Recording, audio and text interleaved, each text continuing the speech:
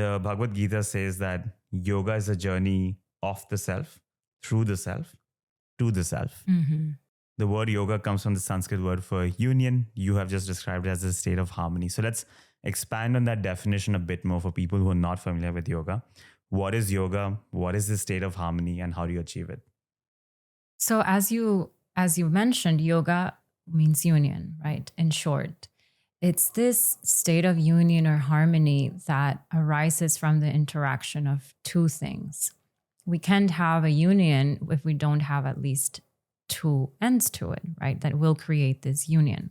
So this can be anywhere from the union of your body and the mind.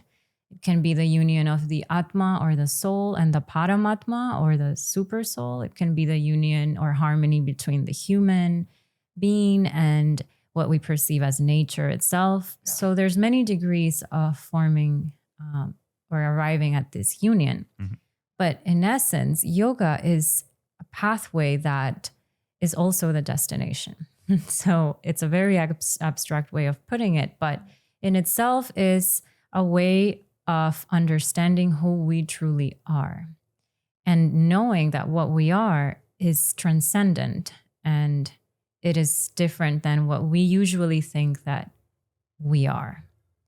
So that is really what yoga is. What do you mean by it is transcendent and different from? Can you expand on that? So, if someone asks you to describe yourself or to mention who you are, like people normally would respond, "Oh, I'm Paola. I'm from Honduras. My parents are doctors. I studied this in university. I do this for work." And, there's things that you adopt and you begin to believe that they are part of who you truly are. When in reality, all of these things are changing. What I do now is not necessarily what I did before or what I'm going to do in the future. Even the physical body changes through time. The way that you're thinking is different now than it was as a child, and then it will be 20 years from now.